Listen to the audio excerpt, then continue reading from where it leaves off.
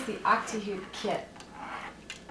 You receive 3 octagon-shaped embroidery frames for free motion and 2 handles that drop into all 8 sides of each of the frames. Each of our frames are also engineered for a stabilizer to attach to the back with an uneven surface. And the stabilizer that we're going to use in this lesson is the Stick and Tear.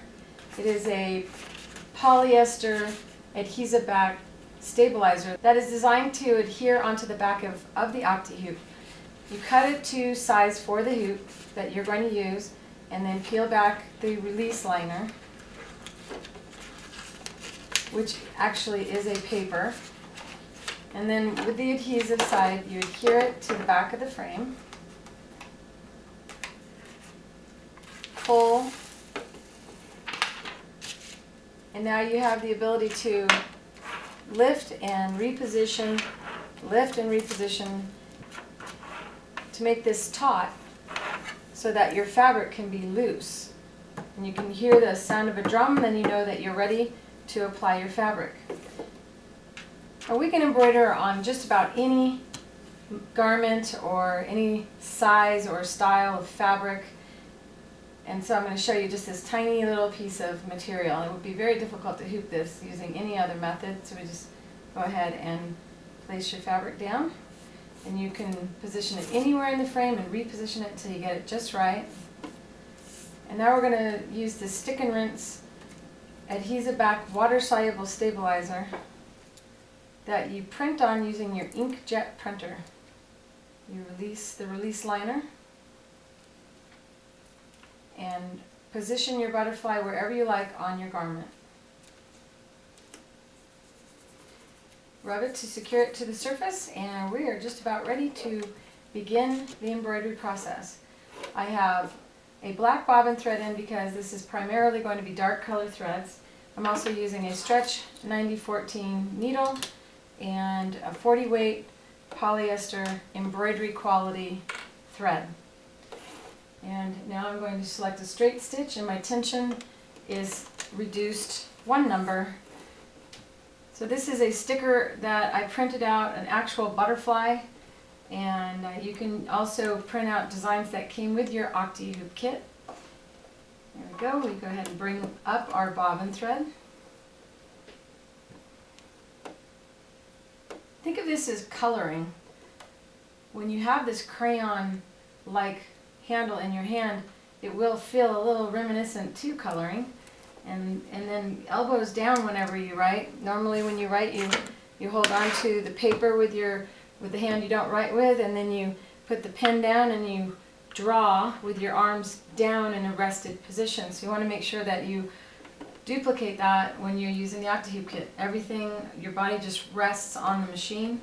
And then I set my speed control to about 3/4 of its full speed, so that I'm not surprised by it ever accelerating really fast. You begin sewing, cut off your tails, and in case I didn't say it, you bring your bobbin thread up before you begin, if needed on your machine. Some machines do not require you to do that. And then you just start to draw over the color that you see on your sticker. If you want to put details in your butterfly, if there are details in the actual sticker that you've chosen to print out, and you can follow that design. After a while, you'll feel a bit more comfortable and be able to speed up. So you'll notice that I'm using my right hand. I'm right-handed. If you were left-handed, you would simply switch your hand positioning like this. Put your left hand there, and your right hand would hold or help to guide the frame. And you'll notice I just kind of use 1 finger, so it's not a lot of holding with the hand you don't write with. It's just kind of like a stabilizing, just like you stabilize the paper.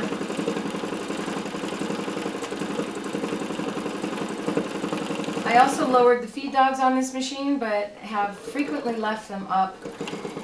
So if you are not able to lower the feed dogs on your machine, go ahead and give it a try. See if you have any trouble. I have yet to have any trouble leaving the feed dogs up. The faster you move your hands, the larger the stitch will be. And if your machine is running slower, the stitches will be even larger. After you do this for a while, you'll realize just how simple it is. It really is just like coloring. So if you like to outline your area before filling it in, when you color in a coloring book, then you'll probably feel the same way about embroidering.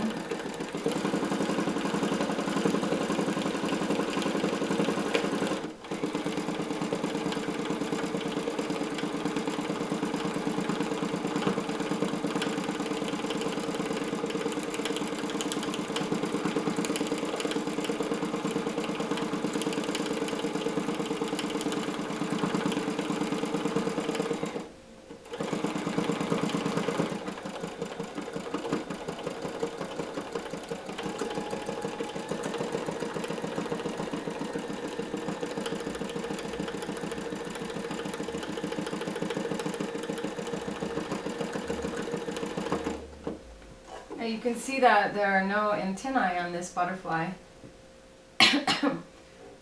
You could trace your own before and kind of sketch it out with a pencil to make sure you like it before you sew over it. Or if you are artistically inclined, you're going to enjoy how you can also freeform some of your design by just drawing as you would draw with a crayon or pencil or a pen. Now you do receive 2 handles in the kit, so you might want to try out holding both handles at the same time in the beginning to see which hand feels most comfortable.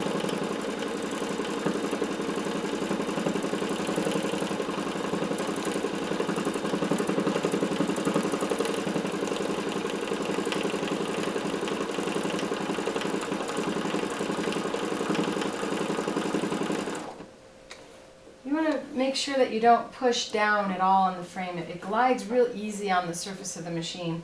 So as I'm holding this, I'm holding it as if it was a paintbrush or a marker, a very light touch. You don't need to squeeze on that either. You can hold it in any position that feels comfortable or natural to you. And remember to keep your shoulders relaxed and rest on the sewing machine.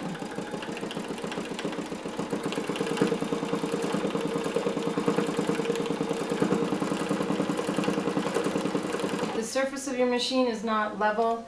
Keeping your hands near the actual needle area will keep it from pivoting or rocking like this. So you can see my machine is not level, and so my fingers usually to the side of the needle, holding onto the frame there, and I'm barely holding on with that hand or with that finger.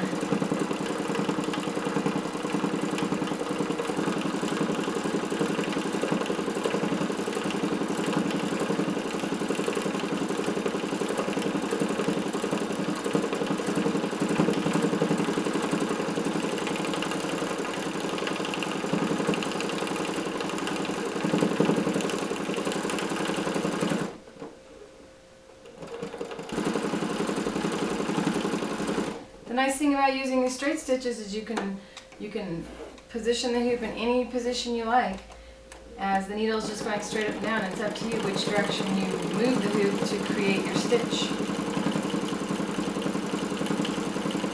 You might find it difficult to see over the row of stitching that you've already sewn, and find that you fill in better if you have the hoop facing you and you move the hoop up and down. That way you can see the separation between one row of stitching and the next. And you can tell if there's a space between your rows of stitching easier if you move it up and down. But remember, there's really no rules. This is very simple coloring with your sewing machine without any risk of stretching or distorting your fabric.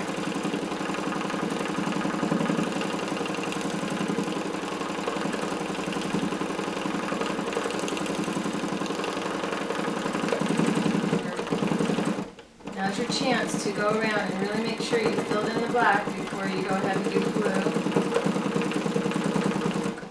And to really really check, what I like to do is take the fabric out and hold it up to the light. And if you can't see any spaces with a light shining behind it, then it is very likely that you've done a good job in filling that in. If not, you have the opportunity to go back now and fill in those areas. Now we're ready to change to the blue. Always make sure that you raise the presser foot whenever changing your thread, or the tension discs will be closed on the thread. And then when you go to begin sewing again, you might get what they call bird's nest underneath, where there's a lot of loops underneath your hoop. That also can happen from forgetting to actually lower the presser foot. If you have a machine that doesn't warn you if you leave your foot up like this one will. And since we're just changing color, we don't need to bring the bobbin thread up. Make sure you cut your tails. It's real easy to put it off and then your mind gets distracted by that little thread hanging there. Try to relax. Make sure if you need glasses that you're wearing them so you can see well what you're doing.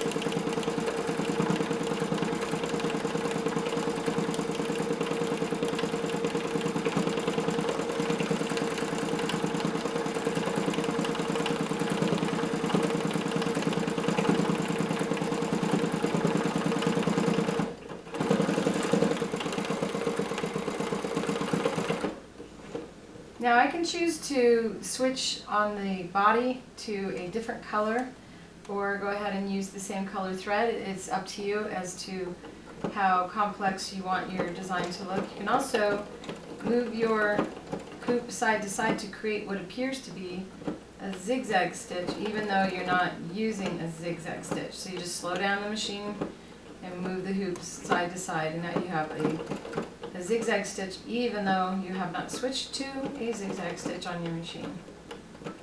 And it gives a more three-dimension appearance on the body. Now go ahead and go to the next wing. I'll tell you what, I sure do enjoy doing machine embroidery free motion. It is really fun. And it's so fast. Getting ready and embroidering through the garment, instead of having to worry about, there's no worries now of your fabric shrinking. If you pre-shrink first and use polyester threads, then you can embroider directly on sweatshirts and t-shirts.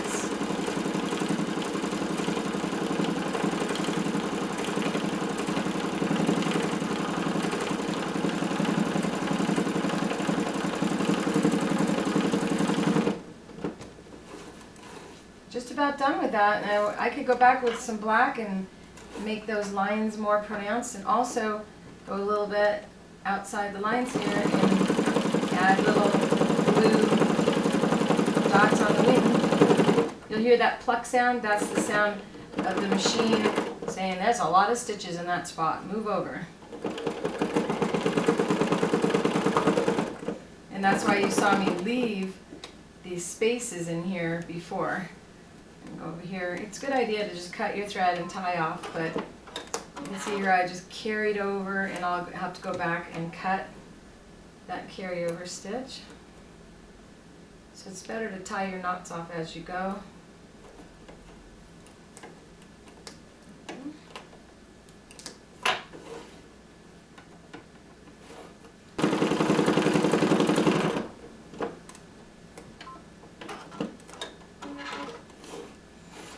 There you have your butterfly, and we go ahead and pull.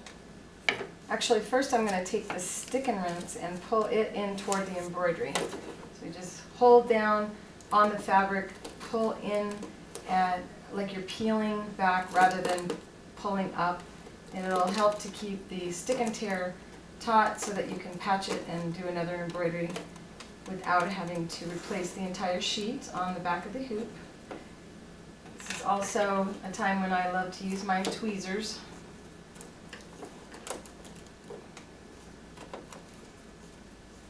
This is a water-soluble adhesive stabilizer that I'm peeling off, so if some of it doesn't come off the first time you wash it, it will go away, or you can just run it under a sink. If you were doing a lot of straight stitches, I would recommend that you actually just wet it and don't try to pull it away because you might pull some of the threads up. And now to remove the fabric from the hoop, you peel it towards the butterfly. Just keep peeling it in. And then it starts to tear.